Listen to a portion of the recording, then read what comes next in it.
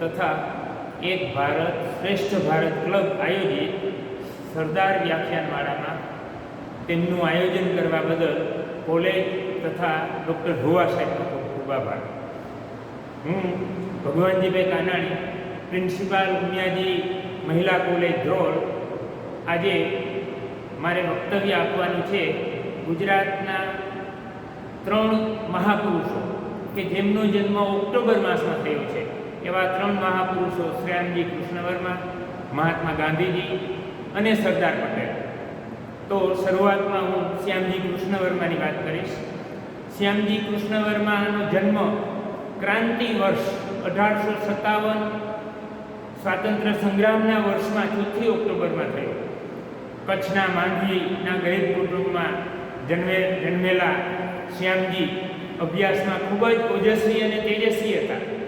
કચ્છના ઉદ્યોગપતિઓ દ્વારા તેમને સ્કોલરશીપ આપવામાં આવી અને મુંબઈ અભ્યાસ કરવા જાય છે. મુંબઈમાં અભ્યાસ કરવા દરમિયાન એમને સાધુ સંન્યાસી બનવાનું અને સંન્યાસી બનીને આધ્યાત્મિક જીવન જીવવાની ઈચ્છા થાય છે.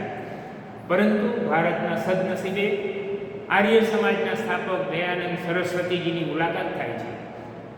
એમના આશીર્વાદ મળે છે, એમની સાથે ચર્ચા થાય છે. સરસ્વતીજીએ એમને કહ્યું કે સંન્યાસી બનવા કરતાં ભારત માતાને ગુલામીની જંજીરમાંથી મુક્ત કરવાનું શ્રેષ્ઠ કાર્ય કર. બ્રિટિશ સામ્રાજ્યની ચુંગાલમાંથી ભારતની પ્રજાને છોડાવવાનું કામ એ સંન્યાસી કરતાં પણ શ્રેષ્ઠ કાર્ય છે.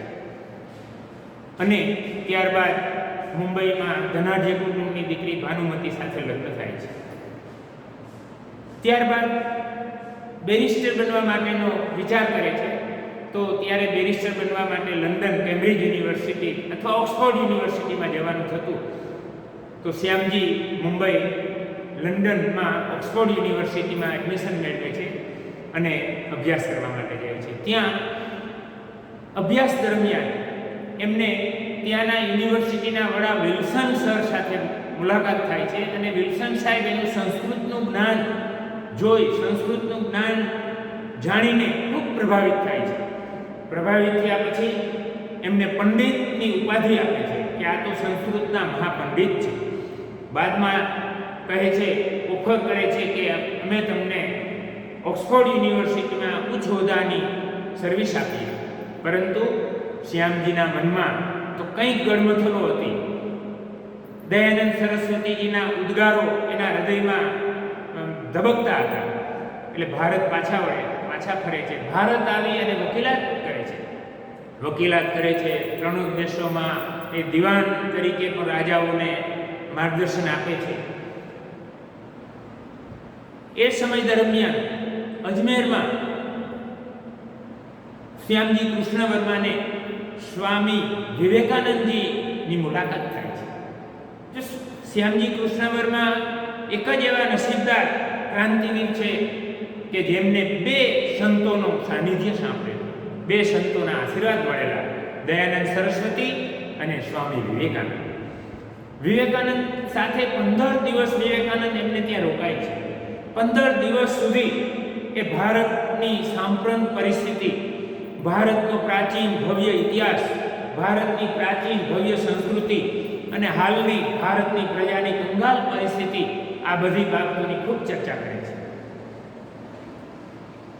1890માં આ બધી ચર્ચાઓ થાય છે જ્યારે વિવેકાનંદજી ભારત ભ્રમણ કરવા નીકળ્યા છે. ત્યારબાદ એમના વ્યવસાયમાં કાર્યમાં કાર્યરત છે. પરંતુ 1905માં, એટલે કે આ નવી શતાબ્દીની શરૂઆતના વર્ષોમાં લંડનમાં ઇન્ડિયા હાઉસની સ્થાપના કરે છે. ભારતમાંથી લોકમાન્ય તિલક અને એવા પ્રખર રાજનીતિજ્ઞોની સલાહથી ઇન્ડિયા હાઉસની સ્થાપના કરે છે. ઇન્ડિયા હાઉસ 1905માં સ્થપાનું ત્યારે મુંબઈના પરંતુ મૂળ વતની ગુજરાતના મેડમ કામા અને લીંબડી, સુરેન્દ્રનગર જિલ્લાના લીંબડી તાલુકાના સરદાર શ્રી રાણા, આ બંને ગુજરાતી ક્રાંતિવીરોનો પણ ખૂબ સહયોગ મળે છે. આ ઇન્ડિયા હાઉસ દ્વારા એમને એક એવો વિદ્યાર્થી મળે છે જે ક્રાંતિવીરોને પ્રોત્સાહન પ્રોત્સાહિત કરે છે ભવિષ્યમાં એ વીર સાવરકર, જે એક ઇતિહાસકાર છે, લેખક છે, કવિ છે. એવા વીર સાવરકરનું ઘડતર પણ ઇન્ડિયા હાઉસમાં થયું છે. ઇન્ડિયા હાઉસ દ્વારા ભારતમાં ક્રાંતિવીરોને માર્ગદર્શન, ક્રાંતિવીરોને આર્થિક સહાય, ભારતના ક્રાંતિવીરને અભ્યાસ કરવો હોય લંડનમાં તો રહેવા જમવાનું અને બધું ખર્ચ ઇન્ડિયા હાઉસ દ્વારા આપવામાં આવતું. પરંતુ શરત એક હતી કે એમણે બ્રિટિશ સામ્રાજ્યની અંગ્રેજ સરકારની નોકરી નહીં કરવાની. આ રીતે ઇન્ડિયા હાઉસ લંડનમાં ખૂબ સારી પ્રવૃત્તિઓ ભારત માટે કરી રહ્યું છે અને વિશ્વમાં ભારતને આઝાદી માટેની ચળવળ ચલાવી રહ્યું છે. 1857ના સંગ્રામની 50 વર્ષની એનિવર્સરીનું પણ ત્યાં ભવ્ય ઉજવણી થાય છે. વીર સાવરકરે લખેલા પુસ્તકનું 1857નો જે સંગ્રામ થયો છે એનું પુસ્તક પછી વીર સાવરકર લખે છે ત્યારે એ પુસ્તક સરકાર પ્રતિબંધ મૂકે છે, મારી જન્મટીપ. આ રીતે ઇન્ડિયા હાઉસ ધમધમી ગયું છે. પરંતુ પછી અંગ્રેજ સરકારે આ ત્રિપુટીને, વીર સાવરકરને ભારત લઈ આવી અને ડબલ જન્મટીપની સજા કરવામાં આવે છે અને આ ક્રાંતિવીર ગુજરાતી ત્રિપુટીને ત્યાંથી દેશ નિકાલ કરે છે.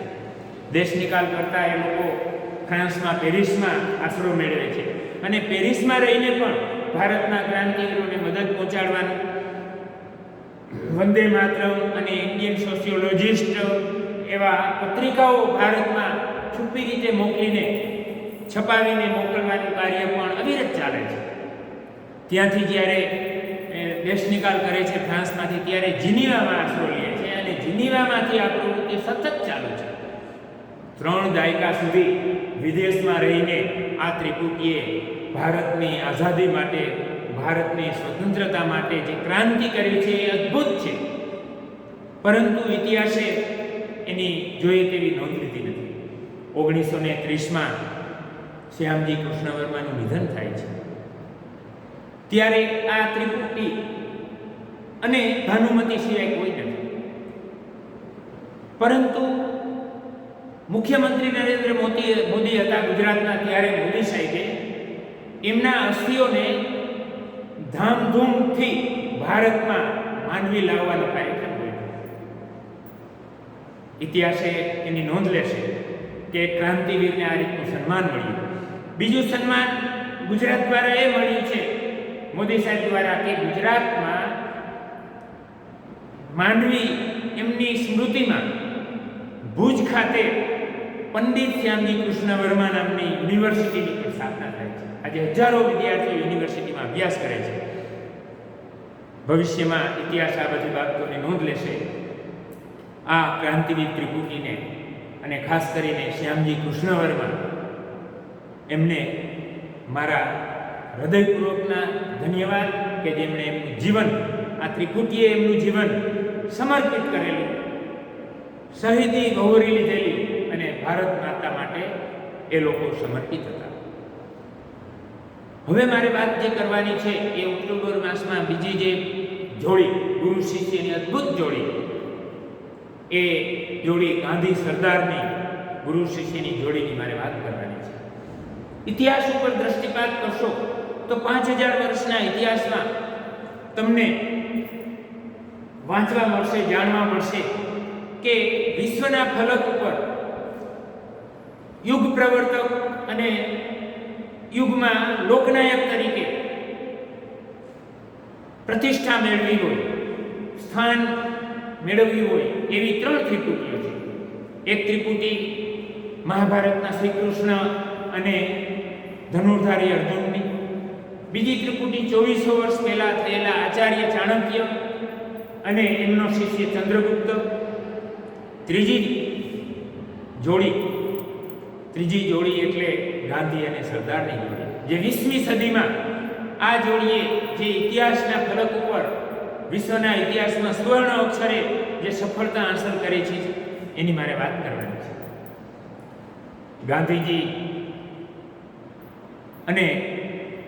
ગાંધીજી માટે કહી શકાય કે he was the man of thinking, man of non violence, man of truth, man of millennium.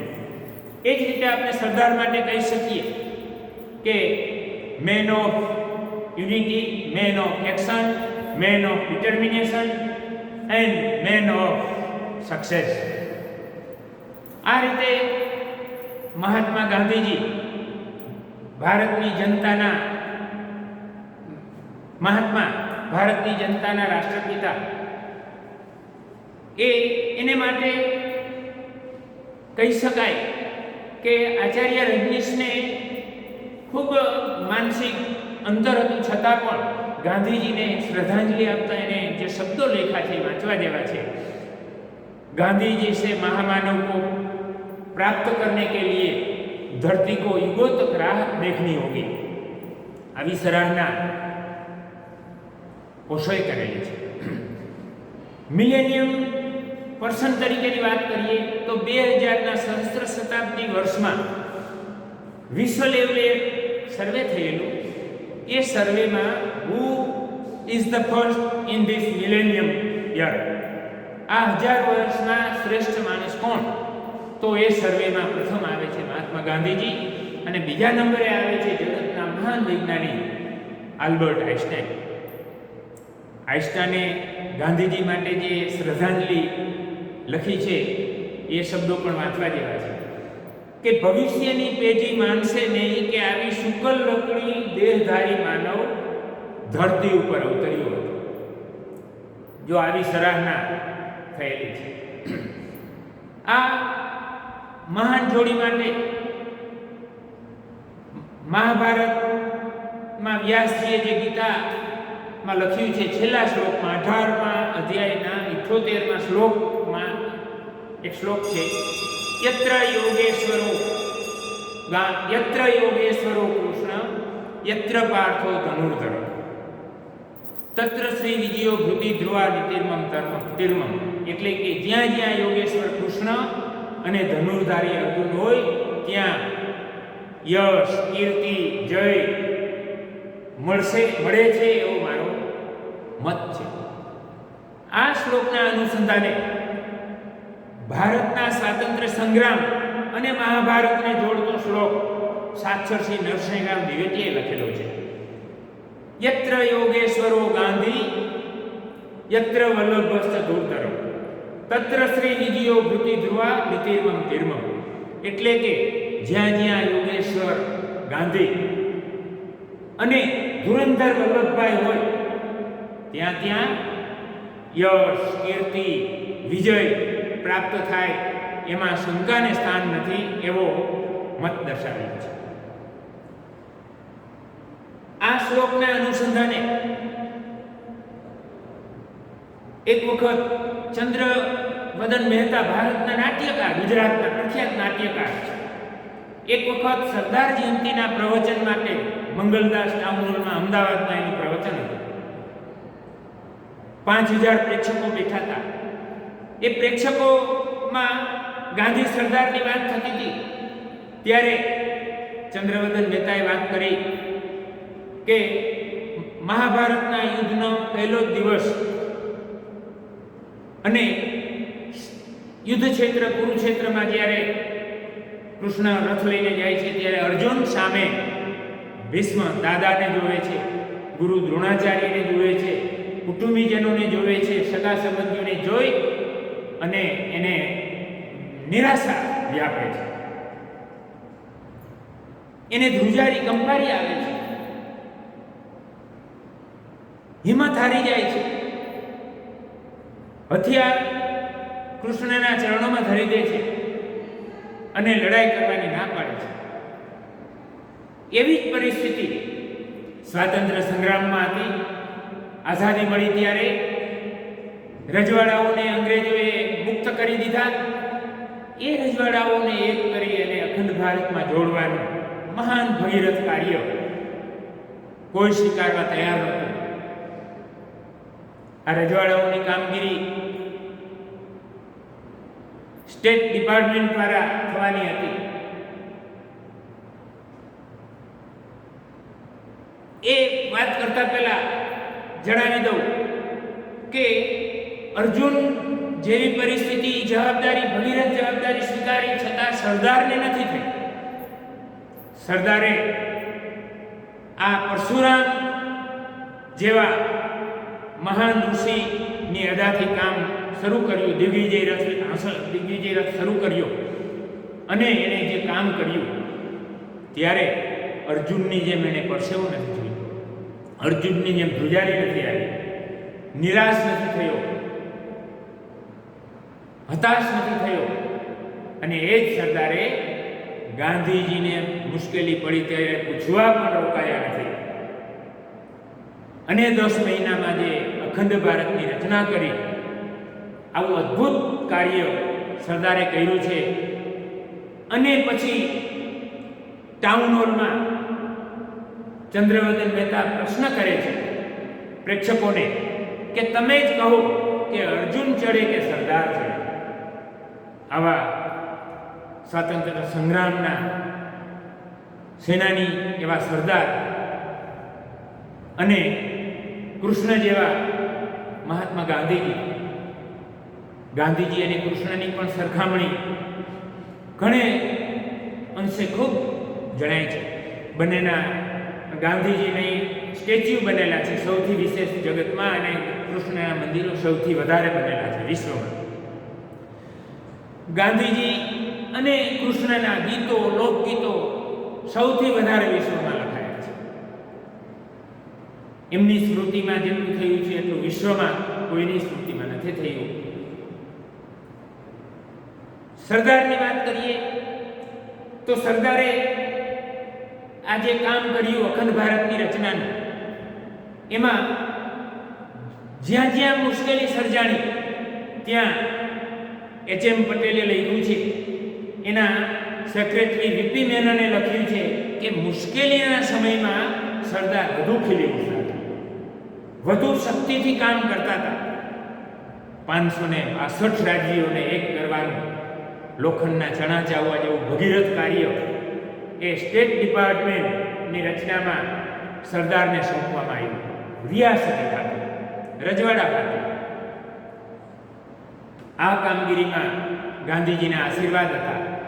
Mount બેટનની પણ થોડી મદદ લેવામાં આવી. વલ્લભભાઈએ ભારતના રાજવીઓને 1 મહિનામાં વિભાગ પ્રમાણે એમના સ્ટેટ પ્રમાણે ભેગા કરી અને ભારતમાં જે કંઈ યજ્ઞ થઈ રહ્યો છે લોકશાહીનો, એમાં આહુતિ આપવાનું એલાન કર્યું. તમે સમર્પિત કરો તમારું રાજ્ય અને અખંડ ભારતની રચનામાં, એક વિશાળ લોકશાહી દેશની રચનામાં તમે પણ સહયોગ આપો, એવી વાત કરી. ઘણા બધા રજવાડાઓ સહમત થયા, પરંતુ આ તો રાજ આપી દેવાની વાત હતી. ઘણા બધા રાજાઓ સ્વતંત્ર રહેવા ઈચ્છતા હતા, ઘણા રાજવીઓ પાકિસ્તાન સાથે જોડાવા ઈચ્છતા હતા અને ઘણા રાજવીઓ ભારત સાથે જોડાવા માંગતા હતા. ઇંગ્લેન્ડના વડાપ્રધાન ચર્ચિલ, બીજા વિશ્વયુદ્ધના નાયકની તો એવી ઈચ્છા હતી કે ભારતમાં રજવાડાઓને મુક્ત કરી દઈ એટલે ભારતની સ્વતંત્રતાનું વહાણ ભાંગી પડે, 3 ભાગલા પડી જાય, હિન્દુસ્તાન, પાકિસ્તાન અને રજવાડાસ્તાન. પરંતુ સરદારે એની જે મેલી મુરાદ હતી એને દફનાવી દીધી અને એક અખંડ ભારતની રચના કરી. અખંડ ભારતની રચનામાં 3 રાજ્યો કાશ્મીર, જુનાગઢ અને હૈદરાબાદ બાકી રહી ગયા. 10 મહિનામાં બાકીના રજવાડાઓ અખંડ ભારતમાં જોડાઈ ગયા. જુનાગઢનો પ્રશ્ન સરદારે દિલ્હીમાં બેઠા બેઠા જુનાગઢમાં આરજી હુકુમતની સ્થાપના કરાવી અને પ્રજાના લોક આંદોલન દ્વારા જુનાગઢના નવાબને અને એના દિવાન ભુટ્ટોને બેવડાવીને ભગાડી દીધા. એ પાકિસ્તાનમાં રાત્રે પ્લેનમાં ચાલ્યા ગયા છે અને જુનાગઢ 3-4 મહિના મોડું પણ ભારતમાં મળી જાય છે. ત્યારે એક ઘટના બને છે. બીજે દિવસે જુનાગઢથી સરદાર આવે છે જુનાગઢ, અને જુનાગઢથી સરદાર સોમનાથ જાય છે. એમની સાથે જામનગરના જામ સાહેબ, જે સૌરાષ્ટ્ર એકમના વડા બન્યા હતા, સૌરાષ્ટ્ર એકમના મુખ્યમંત્રી ઢેબરભાઈ અને રાજપ્રમુખ દિગ્વિજયસિંહ જાડેજા હતા. અને સાથે સાથે કમામણસિંહ તો ખરા, કાકા ગાડગીલની બધી ટીમ સોમનાથ જાય છે. સોમનાથ 50 વર્ષ પહેલા સ્વામી વિવેકાનંદ ભારત ભ્રમણ વખતે નીકળેલા ત્યારે 1992માં સોમનાથ જઈ અને એને સંકલ્પ કરેલો. હતાશ થયેલા કે આ સોમનાથ જેવું ભવ્ય મંદિર ખંડેર પડ્યું છે અને એને કંઈક નવા ભારતની કલ્પનાનો સંકલ્પ કર્યો. History repeats. 50 વર્ષે સરદાર પટેલ 13મી નવેમ્બર 1947ના જ્યારે કમા મુનશી એને ભવ્ય ઇતિહાસની વાત કરે છે, સોમનાથની 2000 વર્ષના ઇતિહાસની, ત્યારે સરદાર સમુદ્રનું પાણી જમણા હાથમાં લઈ અને પ્રતિજ્ઞા કરે છે કે હું આ મંદિર ભવ્ય ફરીથી બનાવડાવીશ. આ મંદિર એ ફક્ત હિન્દુઓનું મંદિર નથી, પણ ભારતની 2000 વર્ષની સંસ્કૃતિનો એ પાયો છે. આમ જુનાગઢ પણ ભળી ગયું, પરંતુ કાશ્મીર અને હૈદરાબાદ આ બે પ્રશ્ન, કાશ્મીરનો પ્રશ્ન નહેરુએ પોતાની પાસે રાખેલો અને હૈદરાબાદનો પ્રશ્ન ગવર્નર જનરલ બનેલા લોર્ડ માઉન્ટબેટને રાખેલો. કાશ્મીરનો પ્રશ્ન નહેરુએ એટલા માટે રાખેલો કે કાશ્મીર એને ખૂબ પ્રિય હતું. કાશ્મીરના શેખ અબ્દુલ્લા એના ખાસ મિત્ર હતા. શેખ અબ્દુલ્લાને રાજા હરીસિંહ સાથે સાવ ભળતું નહીં. ત્યાં પણ આંતરિક મતભેદો ખૂબ ચાલતા હતા. નહેરુને કાશ્મીર ખૂબ ગમતું હતું, પરંતુ કાશ્મીર ઉપર જ્યારે પાકિસ્તાને હુમલો કર્યો, લશ્કરની રીતે અને ત્યાંના તાઇફાવાળાઓએ, ત્યારે નહેરુ તો ડઘાઈ ગયા. કેબિનેટની મિટિંગ મળી દિલ્હીમાં કે શું કરવું, પરંતુ શાંતિ પ્રિય નહેરુ તો કંઈ જ નિર્ણય ન લઈ શક્યા. પરંતુ સરદારે ગૃહમંત્રી હતા, નાયબ વડાપ્રધાન હતા, જવાબદારી માથે લઈ અને સંરક્ષણ પ્રધાન બલદેવને અને આપણા લશ્કરના સેનાપતિ અંગ્રેજ હતા મિસ્ટર બુશર, એમને હુકમ કર્યો કે તમે કાશ્મીર જાઓ, બધી જોઈએ સામગ્રી, મિલિટરી કમાન્ડો અને જોઈએ મિલિટરીના સરસામાન હું તમને 24 કલાકમાં મોકલાવું છું. કાશ્મીરને બચાવી લીધું. 2/3 કાશ્મીર ભારતમાં છે, 1/3 કાશ્મીર હજુ લેવાનું બાકી હતું. ત્યાં નહેરુએ એક ભયંકર ભૂલ કરી. ભારતનો આ કાશ્મીરનો પ્રશ્ન માઉન્ટબેટનની સલાહથી યુનોમાં લઈ ગયા અને એ પ્રશ્ન આજે પણ લટકે છે અને ઘણા બધા યુદ્ધો કરવા પડ્યા, પરંતુ એ પ્રશ્નનો હજુ અંજામ આવ્યો નથી. બીજી બાજુ હૈદરાબાદના નિઝામનો પ્રશ્ન 1 વર્ષ સુધી માઉન્ટબેટને પ્રયત્ન કર્યો, પણ નિઝામે કંઈ એમને દરકાર કરી, દાદ આપી દીધી. પછી આ વાત આવી, એમને ઇંગ્લેન્ડ જવાનું થયું ને જવાબદારી સરદારે સંભાળી. સરદારે જવાબદારી સંભાળ્યા પછી 5 જ દિવસમાં ભારતનો ત્રિરંગો ત્યાં હૈદરાબાદમાં ફરકાવવામાં આવ્યો. પોલીસ પગલાં લેવા પડ્યા. ત્યારે જો 4 ગુજરાતી હતા, નસીબ જોગે આ હૈદરાબાદના નિઝામને ભારતમાં ભેળવવાનું કામ 4 ગુજરાતીઓ કરે છે. એક તો સરદાર, બીજા સેક્રેટરી ભારત સરકારના એવા H.M. પટેલ, ત્રીજા કમા મુનશી એના પીએ, અને ચોથા જામનગરના જાડેજા જે લશ્કરમાં બીજા નંબરના સ્થાને હતા, એ જાડેજા. 4 ગુજરાતીએ મળી અને હૈદરાબાદને ભારત સંઘમાં ભેળવી દીધું. શસ્ત્રવિહીન અને રક્તવિહીન ક્રાંતિ ભારતમાં સર્જાણી. રશિયાના વડાપ્રધાન ક્રુશ્ચેવ 1953માં ભારતમાં આવ્યા ત્યારે પત્રકારોએ પૂછ્યું તમને ભારતમાં શું નવું લાગે છે? ત્યારે એમણે કીધેલું કે મને એ નવાઈ લાગે છે કે તમે યુદ્ધ વિના રક્તવિહીન શસ્ત્રવિહીન ક્રાંતિ સર્જી અને અખંડ ભારત બનાવ્યું કેવી રીતે? વલ્લભભાઈને માટે અભિનંદન છે. એવું જ યુગોસ્લોવિયાના જનરલ ટીટો ભારતમાં આવેલા 1955માં, એણે પણ એવું કીધું કે મને નવાઈ લાગે છે કે વલ્લભભાઈએ રાજાઓને માર્યા વિના રાજ લઈ લીધા. આ અદ્ભુત કાર્ય છે, ચમત્કાર છે. આ બધી બાબતો સરદાર માટે સરાહનીય છે. સરદાર માટે ગાંધીજીએ એવું કીધેલું છે કે જો વલ્લભભાઈ મને ન મળ્યા હોય તો જે સફળતા મળી છે એ ન જ મળે.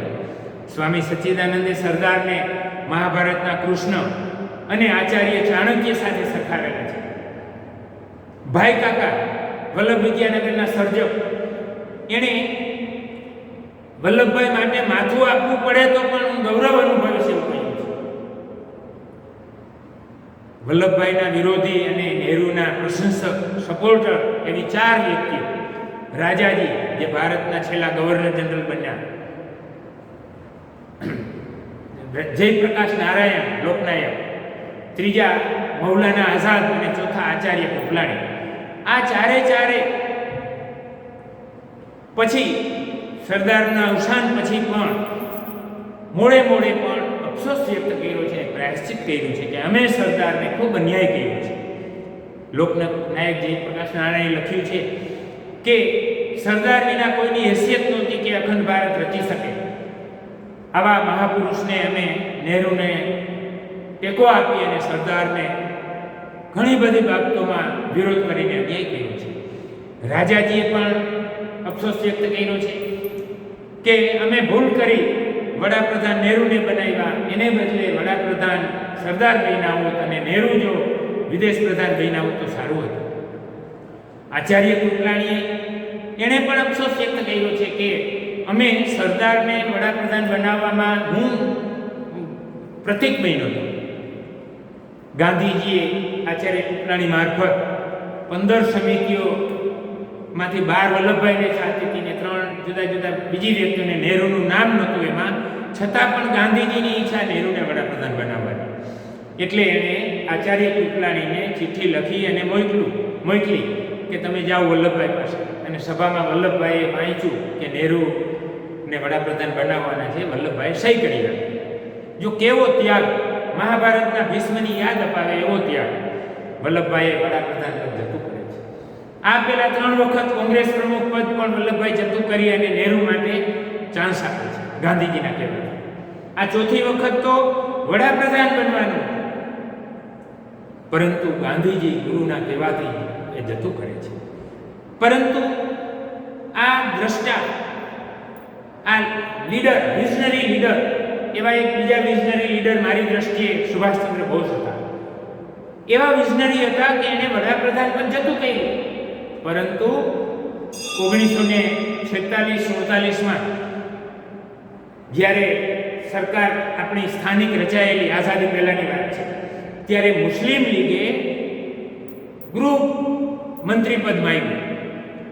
ગાંધીજીએ પણ વલ્લભભાઈને કીધું કે તમે આપી દો, નહેરુએ કીધું, માઉન્ટબેટને સમજાવ્યા, ઘણા બધાએ સમજાવ્યા, પણ વલ્લભભાઈ અડગ રહ્યા કે હું ગૃહ ખાતું નહીં આપું, કારણ કે દ્રષ્ટા એણે જોયું હતું કે ડાયરેક્ટ એક્શન ડેમાં અનુભવ થયો.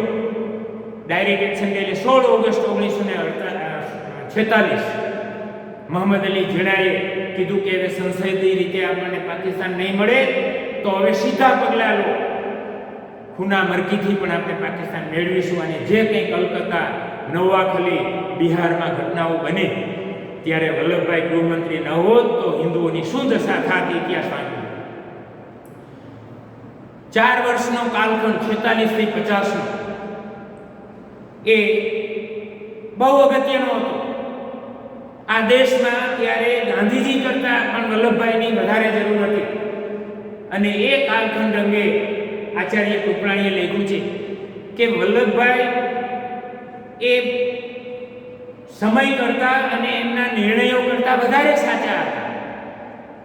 વલ્લભભાઈ એમને જે કંઈ સફળતાઓ મળી છે, શ્રેષ્ઠ સિદ્ધિઓ મળી છે, એના કરતાં પણ મહાન હતા. આવું નિવેદન આચાર્ય કૃપલાણીએ કરેલું છે. એમના મોટા ભાઈ વિઠ્ઠલભાઈની કુમારીની વાત કરીએ, 2 ભાઈની જોડી જગતમાં અજોડ છે. એ વિઠ્ઠલભાઈ 1925માં ભારતની વડી ધારાસભા સેન્ટ્રલ એસેમ્બલીના અધ્યક્ષ હતા, સ્પીકર હતા. ત્યારની ઘટના છે. આજ સુધી એવો સ્પીકર ભારતને મળ્યો નથી. એણે જે સંસદીય પ્રણાલી સ્થાપી, આજે પણ બધા એનું અનુસરણ કરે છે. ઘટના એવી બની કે વાઇસરોયને આવવાનું થયું. અગાઉ પ્રણાલી હશે કે વાઇસરોય આવે એટલે અધ્યક્ષની સીટ ઉપર બેસે ને અધ્યક્ષ બાજુમાં બેસે. આ જાણીને વિઠ્ઠલભાઈ અધ્યક્ષે ના પાડી દીધી કે મારી વાત નથી, પણ અધ્યક્ષનું ગૌરવ એ છે કે એની સીટ ઉપર કોઈ ન બેસી શકે.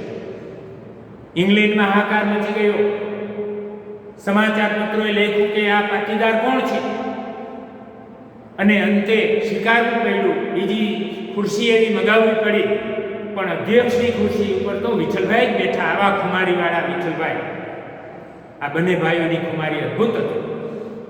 સરદાર પટેલ આઝાદી પહેલા, સરદાર પટેલ ગાંધીજીના સંપર્કમાં 1917માં આવ્યા પહેલા પણ એની ખુમારી એવી હતી એ જ્યારે એમનો કેસ ચાલવાનો હોય ત્યારે ન્યાયાધીશ તરીકે અંગ્રેજ હોય તો પણ એ અંગ્રેજ ડરતા કે આજે તો વલ્લભભાઈનો કેસ છે. આવા વલ્લભભાઈ માટે જેટલી વાત કરીએ એટલી ઓછી છે. એમનું એક કાવ્ય પણ મેં બનાવેલું છે. એ કાવ્ય સરદાર તે ડંકો દીધો ભારત ખંડમાં, બોલાવી તે તો બારડોલીમાં હાકરે. સરદાર તે ડંકો દીધો ભારત ખંડમાં, માઉન્ટ બેટન ને તે નમાવ્યા. આણ્યો તે તો અંત બ્રિટિશ રાજનો. સરદાર તે ડંકો દીધો ભારત ખંડમાં, નમાવ્યા તે મોટા મોટા ભૂપને. બન્યો તું તો સર્જક અખંડ હિંદનો. સરદાર તે ડંકો દીધો ભારત ખંડમાં.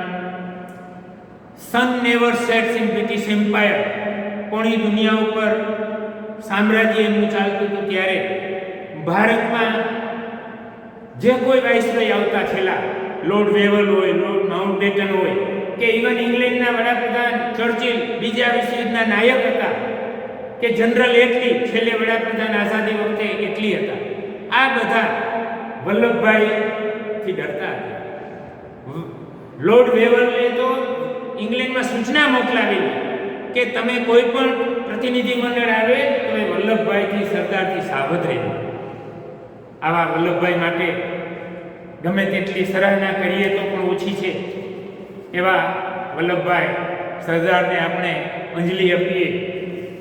કરમ સદનો, કર્મવીર, કર્મશીલ, કર્તવ્યનિષ્ઠ, કર્તવ્ય પરાયણ,